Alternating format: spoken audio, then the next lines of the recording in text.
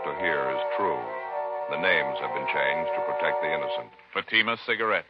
Best of all king-size cigarettes brings you Dragnet on both radio and television.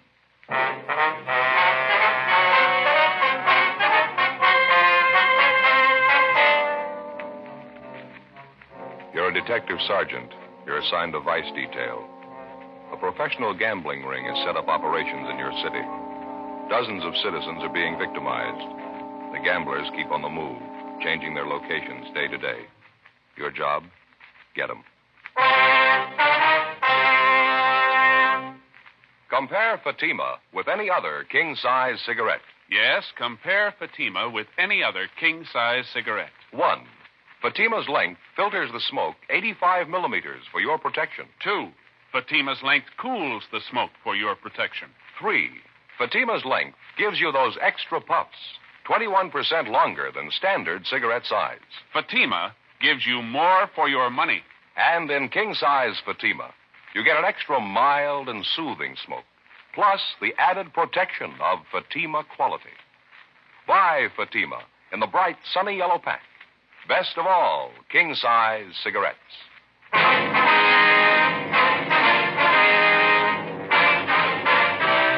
Dragnet, the documented drama of an actual crime. For the next 30 minutes, in cooperation with the Los Angeles Police Department, you will travel step by step on the side of the law through an actual case transcribed from official police files. From beginning to end, from crime to punishment, Dragnet is the story of your police force in action. It was Monday, February 9th. It was foggy in Los Angeles. We were working the day watch out of vice detail. My partner's Bill Lockwood. The boss is Lieutenant Bingham. My name's Friday. It was 4:20 p.m. when I got to the second floor of the old Central Jail building. Vice detail. Hi, Joe. Hi, Bill. Did he show up yet? Yeah, waiting in the next room. Oh, fine. Did you talk to him yet? No, he just came in a couple of minutes ago. Figured I'd wait for you. How's he seem? Sober? Does he look like he's off the lush? Yeah, he looks pretty good. Shaved, cleaned up a little. Fine. Dave, how are you? Oh, hiya, Friday. Thought I'd drop by and see you. Remember you were talking to me last week about that thing. You hear anything, Dave? Yeah, I think I might have something for you. I think it's what you're looking for. Tried to get you on the phone last night. You weren't in. Well, you should have left a message. Oh, I didn't want to do that. You know how it is. Guess I shouldn't even be coming up here like this. You got some kind of a permanent address, Dave? Phone number? Someplace we can contact you? No, I'm still floating around a little. Mm-hmm. Now, about this thing we were talking about, what'd you hear? I picked up a little chatter. I think it's what you want.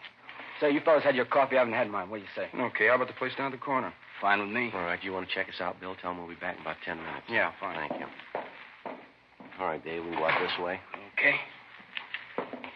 You're looking pretty good, Friday. World treating you okay? Well, I can't complain, I guess. Go ahead. Thank you. Guess we better wait for your partner, huh? What's his name? Lockwood. Oh, yeah, sure. Skipper's got something for us when we get back, Joe. All right. You're looking pretty good yourself, Lockwood. Yeah, real good. You seem to be in pretty fair shape. That pocket full of change sounds healthy. That's not too good. Still got a few dimes to rattle. Hasn't been coming too fast lately, though. You still setting pins down there at that bowling alley? Yeah, uh-huh. A lot of help hanging around, though. They really got to hustle for it. That's so. Oh, yeah. A lot of the alley's changing over to those automatic machines, you know. Mm-hmm. Quite a few guys out. Lousy machines can set pins better than a man can. Hi, Matthews. How are you? Hi, Joe. Hi, Bill. What do you say, Jack? Not too much. Say, who's that guy? He works out of the office. Why? Nothing. I thought I'd seen him around. Yeah. No, down this way, Dave. Just a couple of doors. Oh, yeah. By the way, did you hear anything about Tony? You know if he's in town? No, I've been working on it. That dirty Tony, he's not going to show. Go ahead, Dave. Yeah, thanks. Now, why don't you two grab the back table? I'll order up. All right, fine, Bill. Black fine. with sugar, huh? All right. Cream and sugar for you, Joe? Yeah, All that's fine. Bring a couple of those jelly donuts, could you? Okay. All right. Well, what's the story, Dave? What do you hear? I heard about it last night, right after I left the alley. You told me to keep my ears open, you know. Yeah. Said you figured there might be something on that new bunch hanging around the bar down from the alleys. You figured they might tie in with a new bunch of high rollers in town. Yeah. What'd you pick up? I think you figured right, from what I heard anyway. Mm-hmm. Here you go. Have a donut, Dave? Oh, yeah, thanks. You make a fine waiter, Lockwood. Thanks. We don't get a lead pretty soon. I may have to take it up. Dave was just telling me that he figures he might have something for us. He picked it up at the spot down from the alleys last night. Well, like I said, after I was through at the alleys, I stopped by the place and had a couple of beers. Can't afford anything else. A few nickels they'd pay me. Lucky to get enough to eat the way things are going. Yeah, it's pretty rough, I know. Well, what's the pitch you got, Dave? Well, I was sitting there having a beer, and a couple of those new faces were sitting next to me. So I put my ear out, tried to pick up some of the talk. Yeah. I couldn't get all of it, but I did get enough to make out there's going to be a big game tonight. From what I could get, there's going to be a lot of scratch floating around. You hear what it's going to be, Dave? I had to play it careful, Couldn't be too nosy. Yeah, sure. Well, I sat and had another beer, and one of these new monks heard the other guy call him Mike, I think.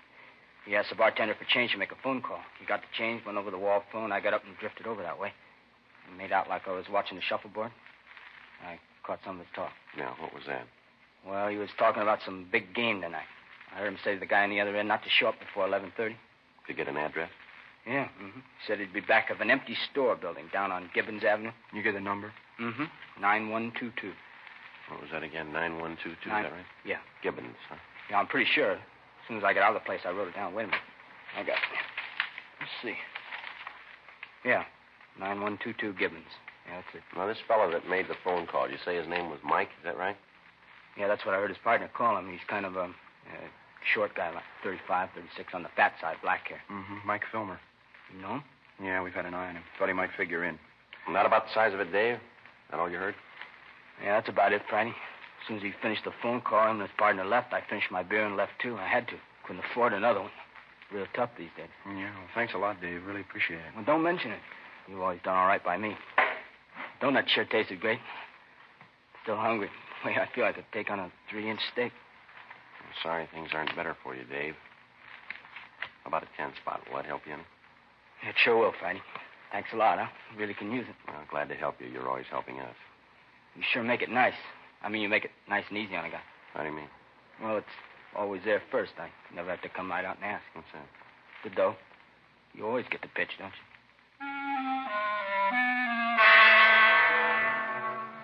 Almost a month before, we had begun receiving complaints about a newly established gambling ring which had set up operations in the city. After the first few complaints, we succeeded in identifying some of the men involved in the ring and also some of the places they frequented.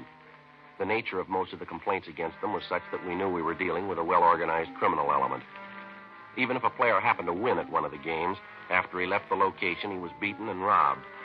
Despite the fact that we had some of the suspects identified, we still lacked sufficient evidence to prosecute them successfully. The various victims either would not or could not identify the suspects. We knew the gang was running 3 or 4 games a week, each one of them at a different location, each one of them at a different time. In the trade, that's known as a floating game. After we left our informant, Dave Carter, we headed back to the office and briefed Lieutenant Bingham. That afternoon, we checked the address on Gibbons Avenue and found it to be a vacant store building with a for rent sign in the window.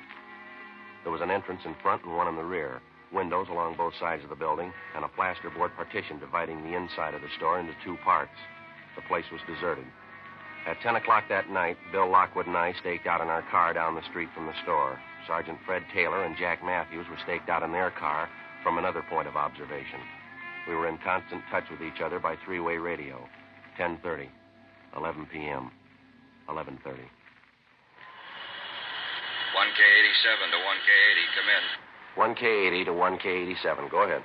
Joe, did you notice the lights come on in the back of the store a minute ago?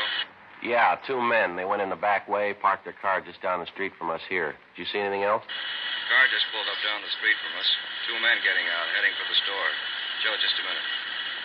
Yeah, they're going that way. Yeah, I see him. They're going around the back, Joe. Looks like it's going to pay off. Let's sit on it a while. KMA 367. We waited. 11:45. A blue pickup truck pulled up and stopped a short way from the front entrance to the store. We saw 2 men get out and go around to the back of the truck and unload half a dozen large boxes, which they carried around to the rear entrance of the place. One of the men came back, got in the cab of the truck, and sat there. Midnight, 12:15 a.m. Over a period of half an hour, we watched 18 persons arrive from different directions and enter the store from the rear. 12:30, 1 a.m. There were no new arrivals. We waited. 1K87 to 1K80, come in. 1K80 to 1K87, go ahead. Not much activity down here, Joe.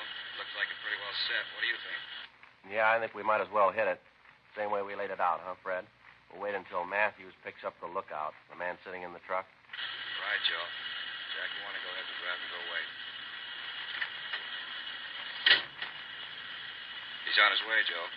Okay, as soon as he picks him up, we meet in front of the place. Bill and I'll take the front. You cover the back. You got that? Okay, Joe. Oh, hold on a minute, will you? Yeah, Jack got him. Bringing him back to the car. Okay, let's go. KMA 367. You got the car keys, Bill? Yeah, let's go. All right. You figure that's the best way Joe Toole is going in the front? Well, it's probably where the rush is going to be. When Fred goes through the back, they're sure to start for the front. Okay, Joe? Yeah. Jack's got the lookout in our car. He'll wait for us. Right. Now, what do you think about this, Fred? You go around and hit the back door. As soon as they hear you inside, they'll probably start for the front. We'll take care of them there. It's a good idea. Give me half a minute to get back there, huh? Right. Watch yourself. All right, Joe. Let's go. They're still going. Not wise to us. Yeah, let's hold it right here. Police officer, you're under arrest now. Hold it right there. Come on, Bill. Let's hit it.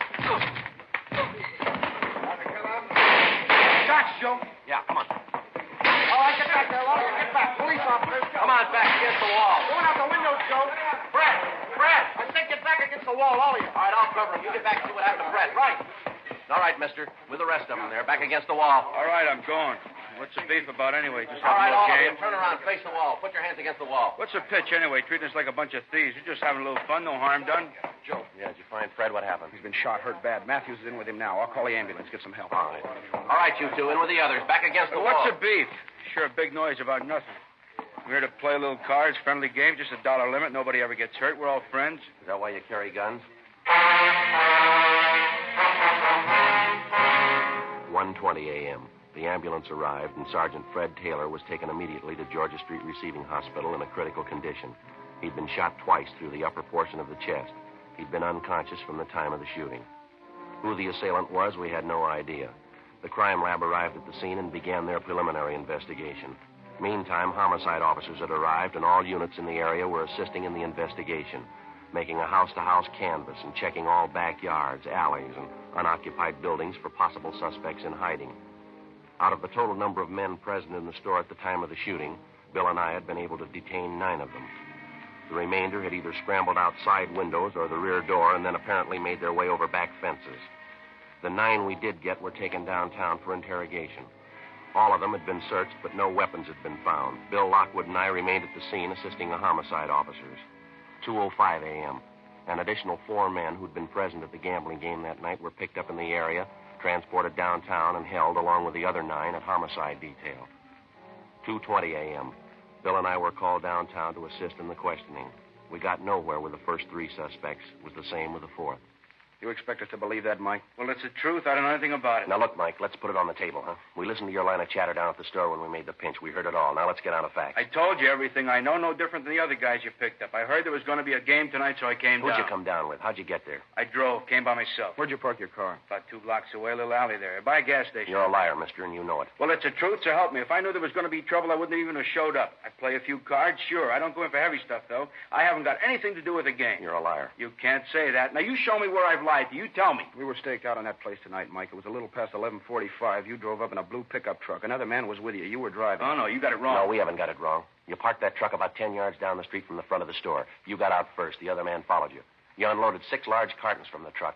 Some of the equipment we found on the store. You took it around back and into the rear door, didn't you? You got it wrong. It wasn't me. It couldn't have been me. Come off it, Mike. The man you were with, we've got him down the hall. The other officers have talked to him. He gave him the straight story. Look, I didn't come with any other guy. Now, will you listen to me? I knew some of them there. I'll admit that. I came by myself. Now, you listen to me, mister. You get this through your head. Get it once and for all. This isn't a gambling beef anymore. Somebody's been shot. He's been hurt bad. Well, that's not my fault. I didn't shoot him. I don't know anything about it. You know more than you're telling. You lied about coming there in that truck. We saw you. Something else. The truck's been checked out. It's registered in your name. Now, you come up with an answer for that one fast. Oh, I don't get it. Maybe my truck is down there. If it is, I don't know how it got there. You're in a jam, Mike. This isn't any misdemeanor rap. I think the sooner you realize that, the better it's going to be Look, for you. You don't have to tell me it's serious. I know that. Now, what do you want from me anyway? You know what we want. You know the answers, and we want them. You're part of that gambling setup. We know that. We know who was there tonight. Everybody. We want the names of every one of them. Now, either you got the answer to that shooting or somebody in that crowd has. We're going to get the answer, Mike. Don't make any mistake about it. We're going to get it. Now, what do I have to say to convince you you're talking to the wrong guy? Not according to the man they got down the hall, the one in the pickup truck with you. He gave us the whole story. You hired him to help you tonight. You were going to pay him $20. He helped you haul the equipment to the store, and he was supposed to be the lookout at the front door. It ties in all the way. How about it? All right. Now, you've been calling people liars, huh? Well, he's the liar. The whole lousy story is nothing but a lie. All right, keep quiet. Friday talking. Oh, yes, sir. Oh, all right. Yeah. Okay, thank you. Now, you listen, Mike. Here's a piece of advice. You make up your mind. Now, how do you mean make up my mind? I'm trying to cooperate. You don't believe me. I'm trying to help you out every way I can. I'm only too glad to give you a hand. I know you got a tough job. You got my Now, sympathy. don't you worry about us, mister. From here in, start worrying about yourself. You're going to do a lot of it. I don't know what you're talking about. That policeman, he just died.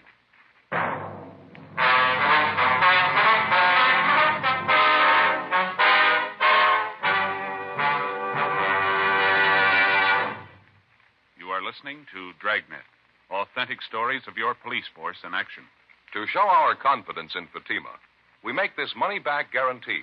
Buy a pack of Fatimas. Enjoy Fatima quality, extra mildness, and superbly blended tobaccos. If you're not convinced Fatima is better than the king-size cigarette you're now smoking, just return the pack and the unsmoked Fatimas by August 1st, 1952, for your money back plus postage.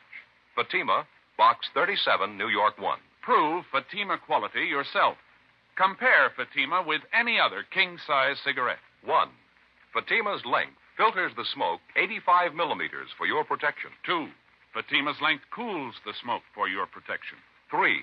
Fatima's length gives you those extra puffs, 21% longer than standard cigarette size. Fatima gives you more for your money. And in king-size Fatima, you get an extra mild and soothing smoke, plus the added protection of Fatima quality.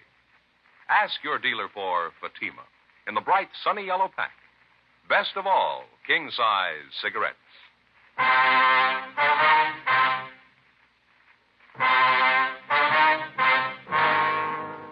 Tuesday, February 10th, 5:30 a.m. Sergeant Fred Taylor had died at approximately 5:22 a.m. Cause of death was listed as hemorrhage and shock due to the 2 gunshot wounds in the chest. Officers from the medical detail had rushed Taylor's wife from his home to the receiving hospital. She was with him at the time of his death. Unfortunately, he never regained consciousness. 5:45 a.m. While the investigation went on at the scene of the murder, Bill Lockwood and I continued our interrogation of the suspect, Mike Filmer. Another hour of questioning, and he still refused to tell us anything. We finally confronted him with the man we'd seen him arrive with at the location of the gambling game earlier that morning. Another 10 minutes of questioning, and he finally broke down. Why didn't you tell us that to begin with? Believe me, I wanted to. I was scared. I was scared to death. I never had anything like this happen to me before. I didn't know what to do. I didn't know what to say. All right, this is a complete list of everybody you saw there last night. Everybody who was in that game. Well, yeah, I think it covers it. Well, let me see it a minute. All right, here you are. Yeah, just about everybody. These are the only addresses you got, just these 3 here. Yeah, that's it. No, I'm not lying now, believe me. Those are the only ones I know of. All right, so you had a hand in the game. You brought in the equipment. You were working for the house. Yeah, that's right. Then who's the boss, Mike? Who's running the game? What about it? Who's running it? Look, I've told you everybody that was there, everybody. He wasn't there that night. He couldn't have had anything to do with it. Mike, we didn't ask you that. We asked you who the boss is. What's his name? Now, how about if we want his name? But I told you he wasn't there last night. If he wasn't there, he couldn't have had anything to do with it. Look, he's a nice guy. He doesn't want trouble any more than I do. He couldn't tell you You let anything. us figure that out, will you? Now, who's the boss, Mike? Does it have to be? Is that important? We wouldn't be asking you. Who is he? George Delano.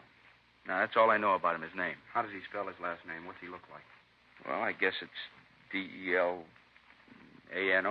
I never saw him write it down, though. I've only known him about a month, maybe 5 weeks. What's his description? Well, he's taller than I am, about 5 feet 10, 11 maybe. Dark hair, a little bit on the heavy side. Like me, I guess. Man about 45, 50. Where's he live? Where do we find him? I don't know where he lives. Some hotel downtown, I think. The only times I ever met him was at a bar. Which bar? Where about? South end of town, down in Vermont.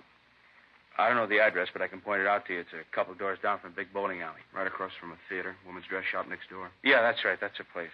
The only place I've ever seen him. He always calls me at home and tells me where to meet him. You mean to say you've been working for this Delano and you don't even know where he lives? Well, I don't know what else to tell you. I'm squaring with you. I really don't know. Friday, talk to you, man. Yeah, Sam. I'll be right back now. What do you got, Sam? Charlie Hart and I just got back from a place down on Gibbons Avenue, the store. Yeah. Thought you'd like to know. We found a gun in the back of the place hidden under a lumber pile. Right. Did you check it out? Yeah, I ran through gun records. It's registered. What's the name? George Delano. 7:38 a.m. With the new lead on the alleged boss of the gambling ring, George Delano, we interrupted our questioning of the suspect, Mike Filmer. We took him down the hall back to the homicide squad room to be held for further interrogation. We checked Delano through R&I, but we had no record on him. Then, along with Sergeant Sam Flowers and Charlie Hart of Homicide, we drove out to the address of George Delano as listed in the gun registration files. It was a small cottage in the Wilshire area.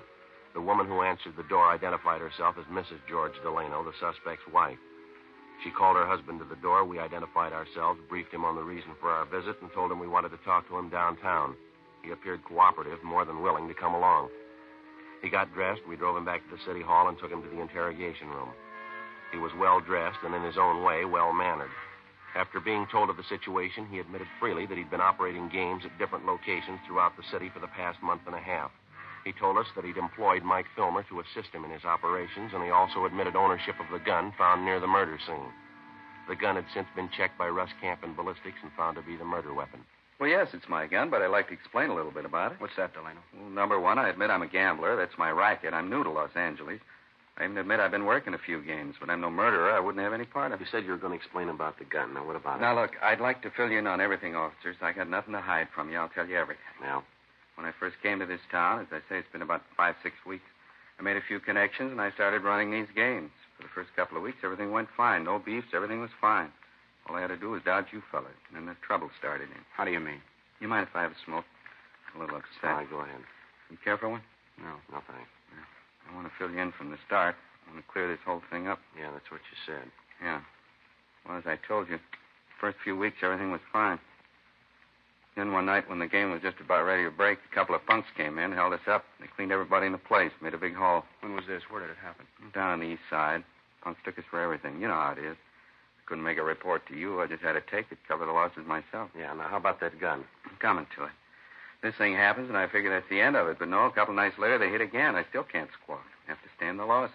Another couple of nights, they knock us over again. Couldn't do a thing about it. Losing money. All right, every we've heard all that. That's your racket. You can expect it. All we want to know is about that gun. Now, what's your story? I told you I was coming to it. After the third time they reached us, I hired a guard. Somebody stand watch outside in case of another stick-up. It's the only thing I could do. Yeah? Well, so I hired some guy to stand guard on the games. Loaned him my gun in case there was any trouble. And you told him to use it in case there was trouble. Yeah, that's right. How about a raid from the police? You tell him to use it for that? No. Matter of fact, I made a point of telling him about that. All he was supposed to use the gun for was just to fire it up in the air, maybe scare those punks off and warn the guys inside at the same time. We'll talk about that later, Delano. We want to know who had the gun last night. Well, the guard did. I told you I loaned him the gun. Who's the guard? What's his name? Where do we find him? His name's Jake. A friend of mine got him for me. Let's see, Jake Gleason. That's it, Gleason. Where's he live? Couldn't tell you that. I don't know. I always contacted him at a bar in South Vermont, place I go quite a bit. Be a little too early to catch him there now. What do you know about this Gleason? What's he look like? No, I don't know. I haven't seen him much. I guess you'd say he's about 32, 33, kind of light brown hair, tall.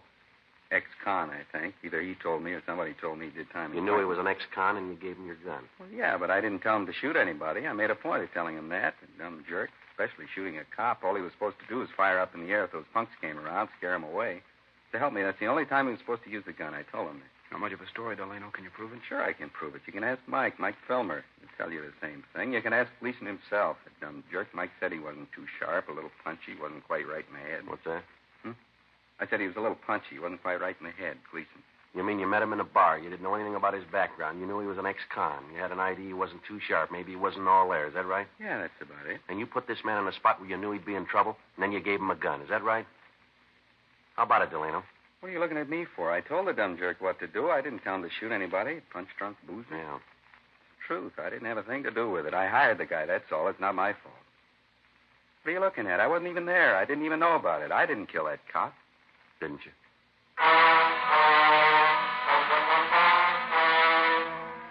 9:23 a.m. We continued questioning George Delano. He told us that he'd instructed Jake Gleason, the ex-convict, to stand guard at the rear of the store where the gambling games were held.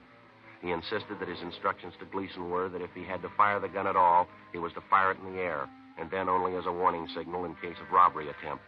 Delano was detained by homicide officers pending further investigation. We checked the name and description of Jake Gleason through R&I and found his record and mug shot. We showed the mug to Delano, and he identified it. Gleason's record showed him to be on active parole. 10:30 a.m., we contacted the parole office. They gave us his address, and Bill and I checked it out, the second-rate hotel on South Flower Street. The manager told us Gleason had left the hotel about 7:45 that morning and that he was not expected back until after 6 o'clock that night. He also told us there was a chance we might locate him in one of the bars around the neighborhood. 10:45, we started making the rounds of the bars in the immediate vicinity. The third place we stopped at was practically deserted. The jukebox at the back of the place was turned up to full volume. There was a smell of disinfectant, whiskey, and stale perfume. There was one customer drinking at the far end of the bar. It was Gleason. Stand up, Gleason. Police officers. All right. Shake him down, Bill. Clean, Joe. All right. Hands in back of you. Yeah? You want to kill that jukebox, Bill? Yeah. All right, you know why we want you. Yeah, I know. Knew there wasn't any sense running. I knew you'd be around. All right, let's go. Could you do me a favor? I mean, wait a minute, just a minute. Yeah? Just like to tell you I didn't mean it. I guess it's my own fault. I shot him. I shouldn't have had the gun, shouldn't have taken the job. I shot him. I didn't mean it. All right, come on. There ought to be a way, don't you think? I mean, there really ought to be a way. What's that? I didn't mean it. No reason to kill him. I didn't even know him. I just keep thinking there's only a way if I could take it back again, you know? Yeah, we know. I mean, if I could go back and change it, make it all different. I mean, right from the beginning, I wouldn't even look at a gun. I'd change everything. You bet I would. I wouldn't even look at a gun. If I only had the chance, you know? Second chance. There ought to be a way. Second chance. You started with a gun, Jake. Yeah? You never had a first one. The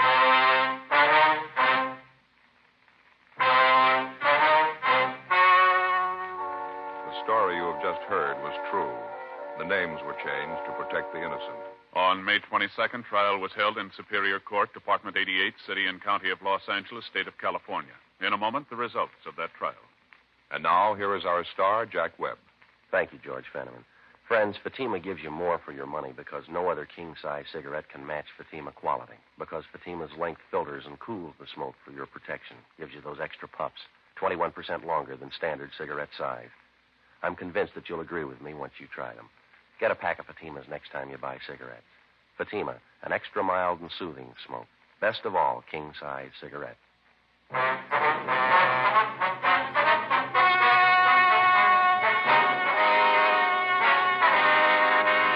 Jacob Allen Gleason was tried and convicted of murder in the first degree and was sentenced to a life term in the state penitentiary.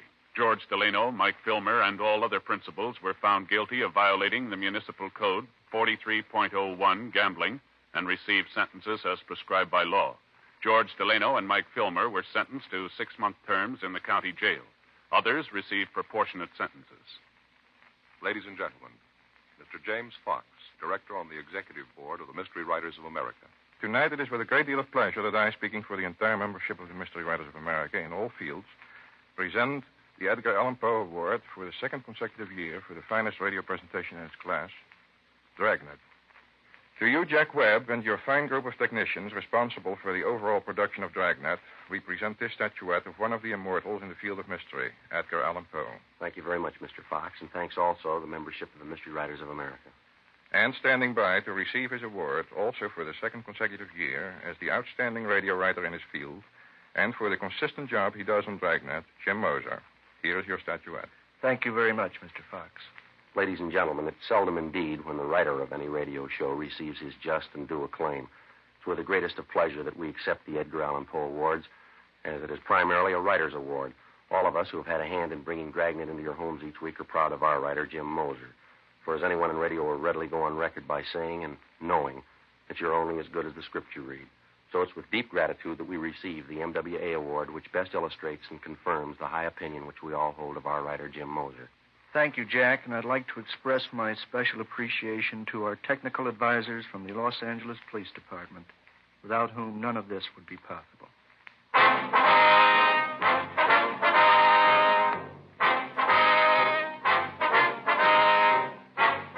You have just heard Dragnet, a series of authentic cases from official files. Technical advice comes from the Office of Chief of Police W.H. Parker, Los Angeles Police Department.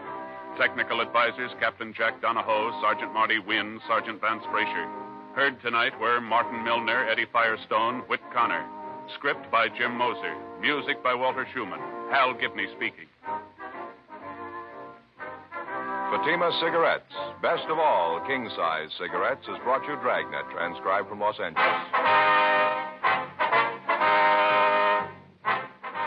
Now, it's Counter Spy on NBC.